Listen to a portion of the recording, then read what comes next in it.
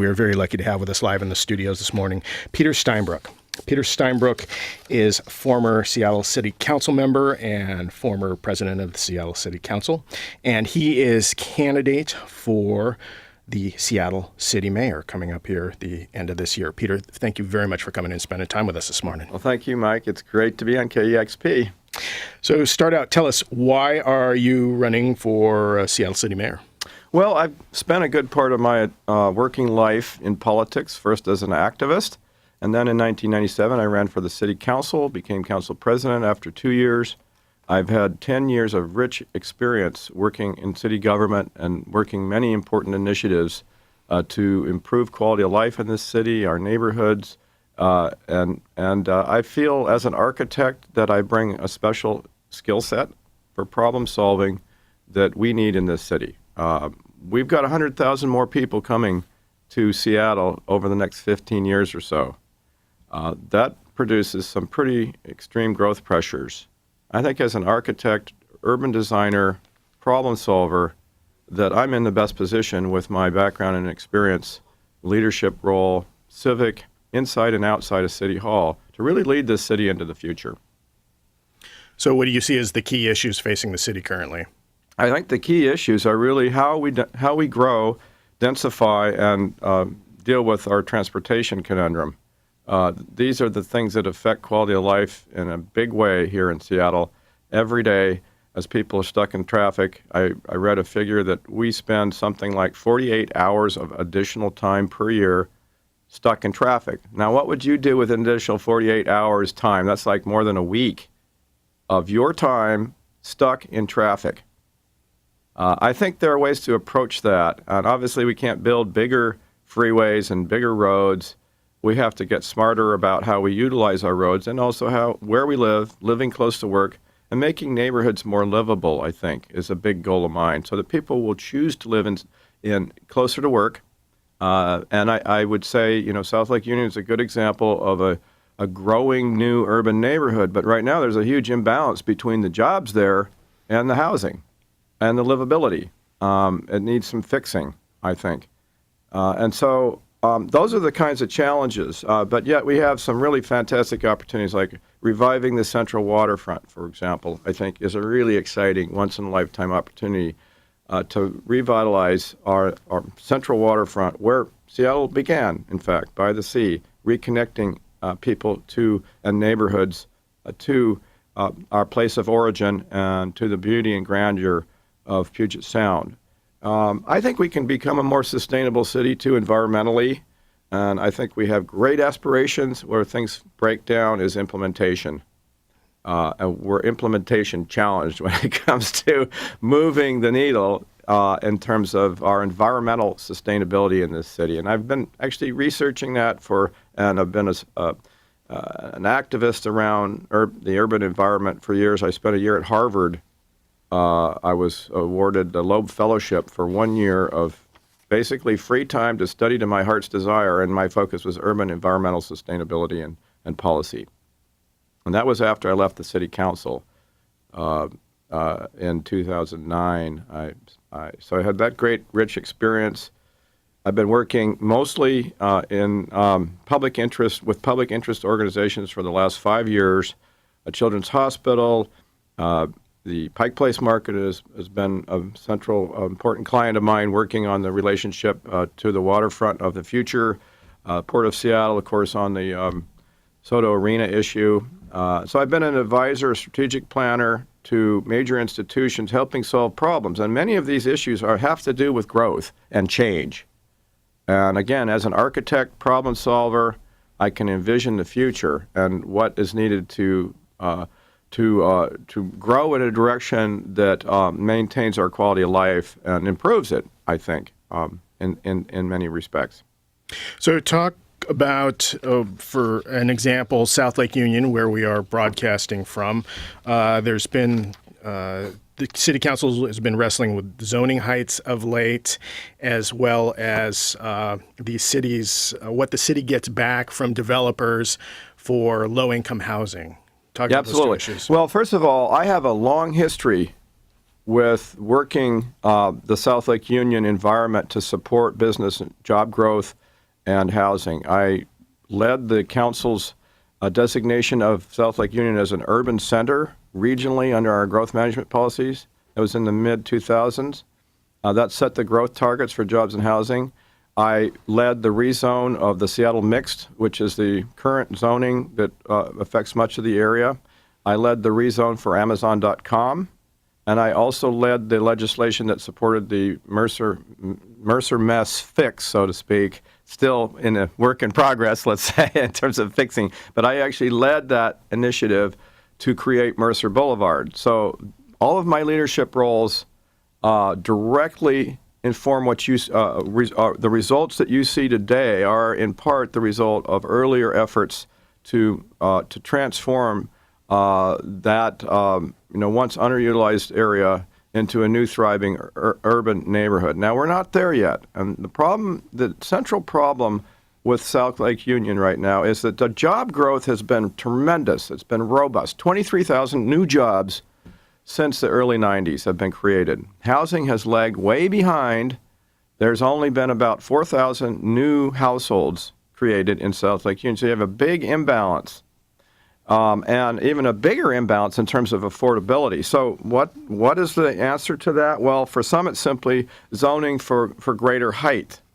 Towers, bring the towers in. Show me a high-rise tower that's affordable to working people who earn maybe whose household incomes are $50,000 to $60,000 a year. Show me where you can get towers that, and Vancouver's a perfect example because it is a city of towers. It is the second most expensive city in the world. Repeatedly, it receives that, designation. So my position is yes, job growth in South Lake Union. Yes, density. Let's do it right. Let's have it well planned. Let's have it respect the natural environment and respect our territorial views of the lake and the mountains and not overshadow Lake Union Park and create problems for Kenmore Air's seaplane operations that serve the whole region. But as far as what we need to do there to support a more robust growth of households is we need a diversity of housing. And if I were still on the council leading the Urban Development and Planning Committee, as I did for many years on the council, I would insist that all new projects in South Lake Union include housing, and housing of different types. So yes to towers in the right places. I'm fine with that, but not at the foot of the park and at the foot of the lake. There are edges where the towers can go and step down, but also at the street level have ground-related housing. Why don't we have row houses in Seattle? It's a beautiful model that has worked all over the country and other, particularly East Coast cities. It uses land efficiently. It brings people closer to the street. And so what I'm suggesting is we need a much more robust diversity of housing in South Lake Union. It can support different income levels that people can live and work in South Lake Union. They do not today. And in fact, most drive to South Lake Union, further exacerbating the transportation challenges. And there's not a sufficient supply of workforce housing in South Lake Union. That's really the big elephant in the room, is the dearth of not just low income, but so-called workforce housing that for all those folks who work in Amazon, well, they're living in Ballard or outside the city now. So it's not really, we haven't achieved that kind of balance that creates a 24/7 neighborhood that is exciting, urban, walkable, livable, workable, livable, walkable. That's what we need in this city for our neighborhoods. What do you think? Are you familiar with the proposal Nick Licata has put out for increasing performance requirements from developers? Yeah, and I have, again, had a hand in that in 2006 with my downtown livability plan, which almost doubled the development capacity in downtown. We, at the same time, the council agreed with me in imposing a $19 a square foot fee, bonus fee, in order to support affordable housing for people earning less than 60% median. That has produced, to date, many hundreds of new housing units in downtown. Now, that figure that I gave, and originally it was going to be $2, and I was able to move it up to 19 with my efforts in coalition building on the city council, pointing out the dire needs for affordability in our city for housing. That hasn't changed since 2006. So we are now moving into the 7th year since those figures were set, and nothing has changed. They need to be revisited. The council wisely hired some independent financial consultants to look at that, to determine, what's equitable, what will the market support. And if you're talking about new luxury condominiums in high-rise towers that command $1,500 to $2,000 a square foot in their sale price, which they would and will, yes, we can, I think, incentivize that kind of development to support the more affordable units that should be part of this massive transformation that is occurring before our eyes. All right. You mentioned our Seattle Central waterfront, and in your website you talk about our maritime history. Talk about what you would do to support more working class jobs here in Seattle via the Maritime. Well, Mike, thanks for asking, because I'm absolutely passionate about preserving opportunities in Seattle for working people, for the middle, if you will, the middle income. And we are fast losing the middle in this city. It's becoming increasingly expensive, more affluent. We have the working poor, we have the homeless, and we have a growing income gap. And where is the middle here? The middle happens to be solidly placed in the maritime industrial cluster of our economy, and that is shipping. We're a major deep water port. We're one of the best international ports, gateways to the Pacific, anywhere in the country on the West Coast. We have efficient operations. We have a well-developed infrastructure of logistics for transferring cargo to and from the ships. And we have maritime jobs, and I should mention a fishing fleet that is connected to the Alaskan economy in a big way. It's extremely important that we recognize that and we support both of these areas of the maritime economy, because the jobs there, on average, pay $70,000 a year. And there are great opportunities, vocational training with our community colleges, education and training, opportunities for people who would choose a path, a career path in that direction. Great opportunities. The growth in this maritime cluster sector during the recession was 3% per year. During the worst time, when Seattle lost over 40,000 jobs in non-maritime sectors, the maritime sector was still growing. The opportunities are limitless globally, because we are connected here in Seattle very directly to the competitive global growth in shipping, largely led by China, but the developing countries all over the world. We are the pipeline, and we are also the pipeline and the supply line and the provisioner for virtually everything that goes on in Alaska. You see all those big barges out there in Elliott Bay with big containers. They're going up to Alaska. They're supplying basically all the cities and industries, fishing, maritime industries in Alaska. We've got to recognize that and embrace it and partner with our maritime industrial businesses and workers and support the job growth, the opportunity that will allow people to live in Seattle as it becomes more expensive and exclusive. This is a check on that. So that's partly why I am so insistent and passionate about supporting maritime jobs and our maritime industrial cluster, because it is one of the best things we have going. It's historical. It's place-based. We have inherent assets of infrastructure and deep water port that other cities would die for, a rail system, an interstate transportation system, All of that support network is in place. Let's not walk away from it. Let's not turn our backs. Let's not watch it dissipate and go to Canada, which some of this trade is going to Prince Rupert and Vancouver, and they're aggressively pursuing a growth in their shipping lines, and we just cannot be complacent here, or we will risk losing, the mainstay of our regional and statewide economy. The Fisherman's Terminal had faced severe cutbacks in infrastructure and repair there for years, and recently got a shot in the arm for that. But they've been also facing private developers wanting to privatize it, basically turn it into a yachting facility. Sure. What's your take on that?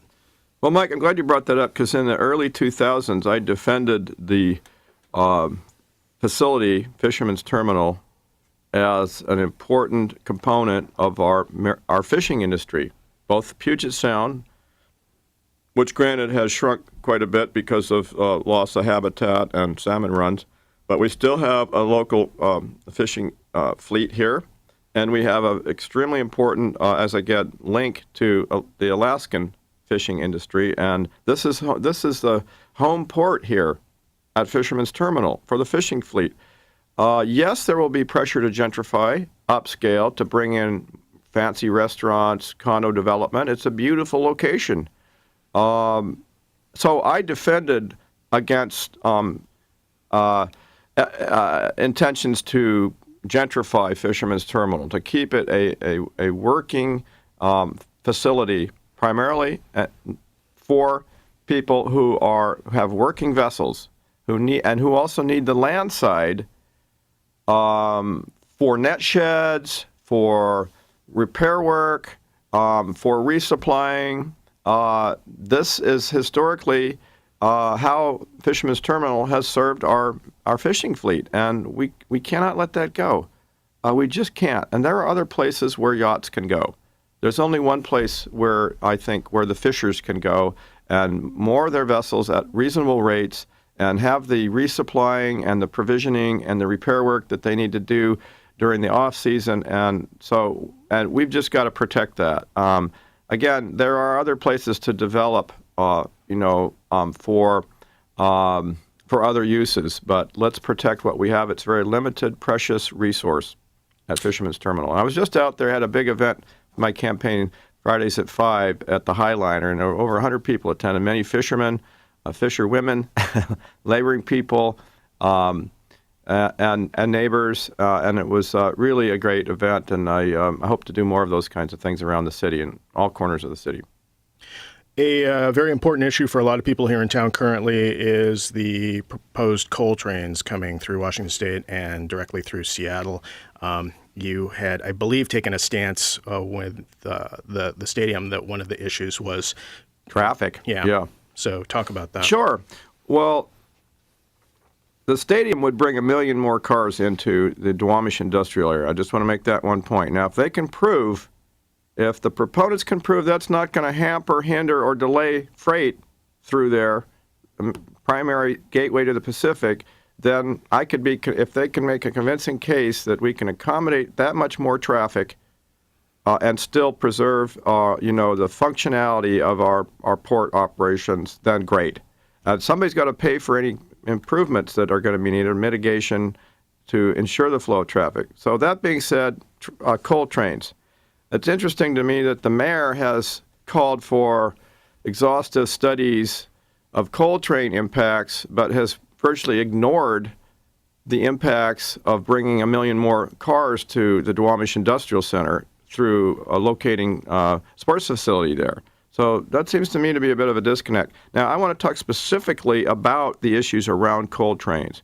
It is a statewide and interstate issue.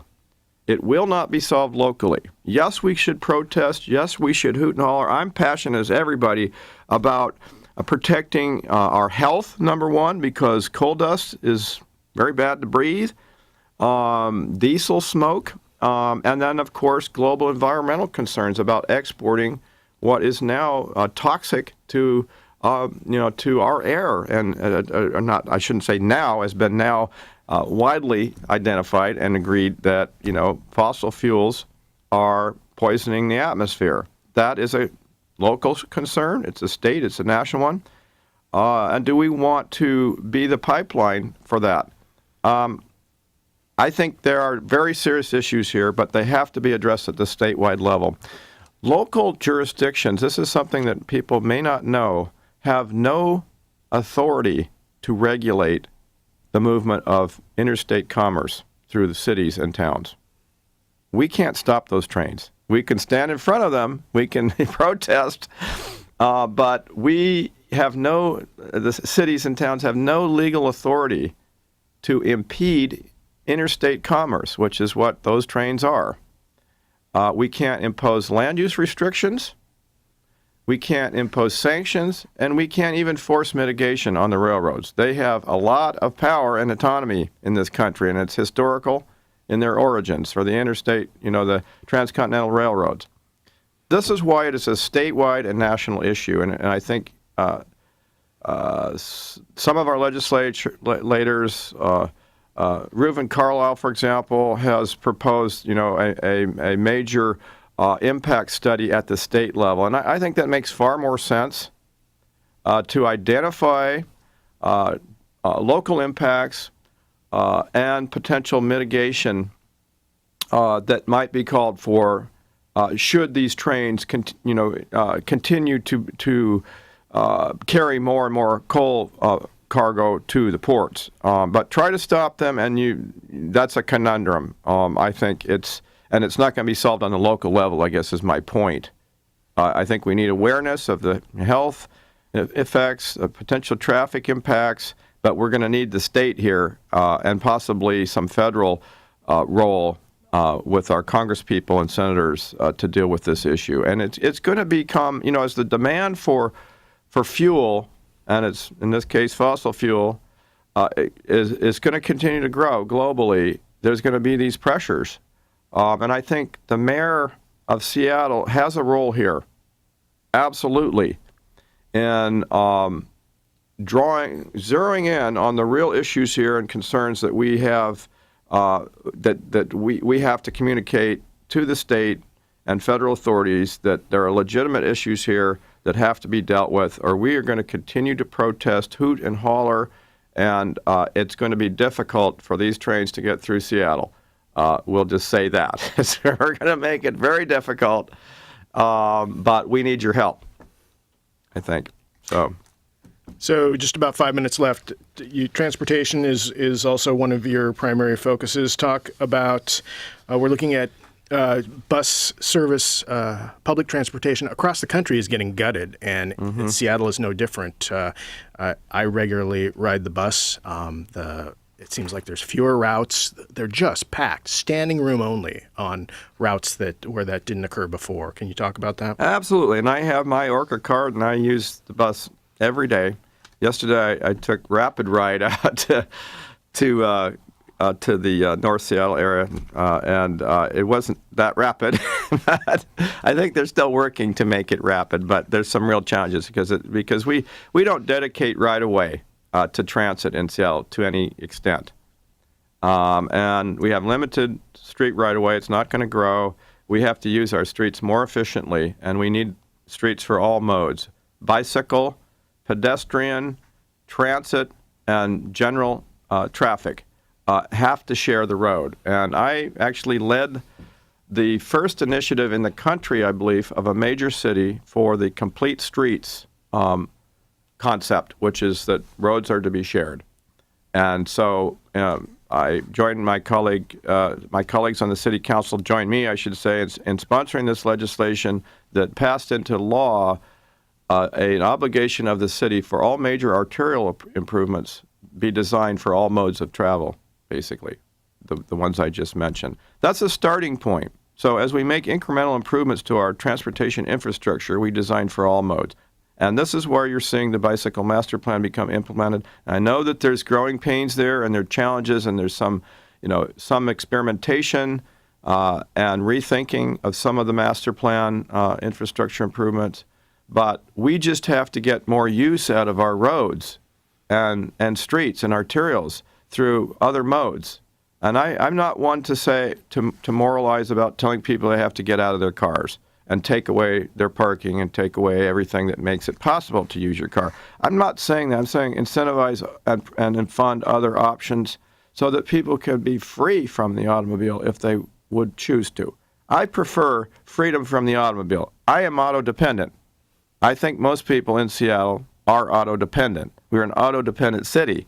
We were built around the car, this city, in many ways. So land use and transportation go hand in hand. And living closer to work, having neighborhoods that are complete neighborhoods, if you will, which I'm talking about, where goods and services are all available within walking distance, transit connections in those neighborhoods that are easy to get to.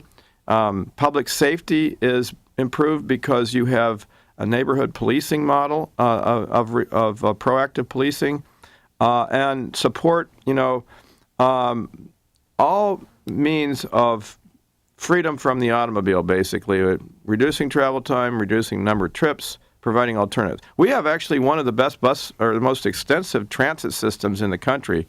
We don't have an extensive mass transit system, however, and that's the difference.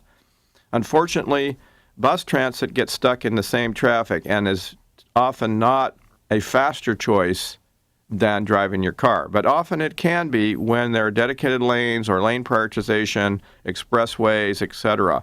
And I think we're going to see over time, we're going to see more of the street being prioritized so that transit can move through. And when people see, themselves stuck in their car, yes, you can listen to KEXP. You shouldn't be texting in the car, although everybody does, while you're idling in traffic. Those 48 hours a year I mentioned, while the buses are whizzing by, you can bet more people are going to take the bus. Or the cyclists, those who can cycle, are speeding down or moving rapidly through on greenways or on bicycle trails, lanes. You're going to start to think about alternatives. I choose to live closer to work myself, and I think the workplace is changing. The model of the centralized downtown regional, employment center where everybody comes from all over long distances, I think we're seeing that gradually dissipate. I mean, we'll always have an urban downtown center, employment center, but people are working at home, they're working on the bus, they're working in the coffee shops. I do. I bring my work with me. It's mobile. My work is mobile. And my laptop and my iPhone are the two things that are most important to my mobility right now, and I think will be more so in the future. We're talking with Peter Steinbrueck. He is former Seattle City Councilman and candidate for mayor of Seattle. How can people find out more about your campaign? PeterForSeattle.com. Welcome visitors. We're building up a great website there. Welcome your ideas. I'm actually planning to put a post, a blog post there for people to send their ideas to me. I don't claim to have all the only ideas for Seattle. I welcome everybody's ideas. And, of course, volunteers. We have now over 90 volunteers. We have over 400 public supporters in the campaign. We're massively building up, and it's very exciting. The momentum's building. And I am looking forward to the next 4.5 months before the August 5th primary. And I think it's great to have this early opportunity to get people engaged in politics and the life of our city, quality of our neighborhoods, and get involved, get engaged in the political process. I welcome that and encourage it. Thank you.